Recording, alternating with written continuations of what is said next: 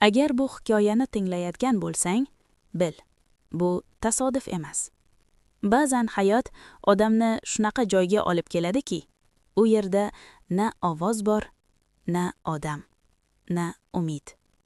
Faqat sen va ichingdagi shovqin. Shaharning chekkasida bitta bekat bor.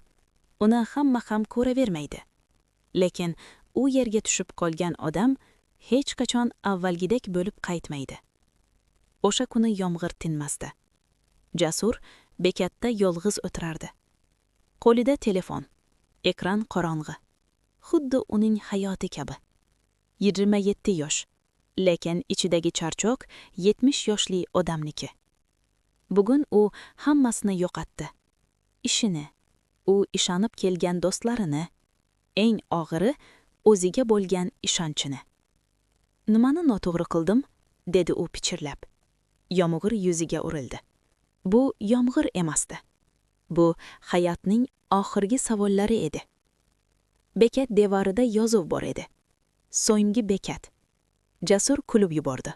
Achchiq kulgi. To'g'ri yozibsizlar, dedi u. Aynan shu. Shu payt yoniga kimdir kelib o'tirdi. Qadam tovushi sekin, og'ir, xuddi vaqt yurayotgandek. Bu bir chol edi. Ko'zlari g'alati. Qarigandek emas, hamma narsani ko'rgandek. Sovuqmi bolam? Dedi u. Ichim sovuq, tashqarisi emas. Chol indamadi. Biroz jim turdi. Keyin, ichi sovugani yomon, lekin bu hali oxiri emas. Siz nimani bilasiz o'zi? Dedi Jasur jahli chiqib. Mening hayotim tugagan. Chon kulimsiradi. Hayot tugamaydi. Faqat yo'nalishini o'zgartiradi. U cho'ntagidan eski daftar chiqardi. Mana bu mening xatolarim, dedi u. Har sahifasi yiqilish. Lekin men shu daftar sabab tirikman. Nega?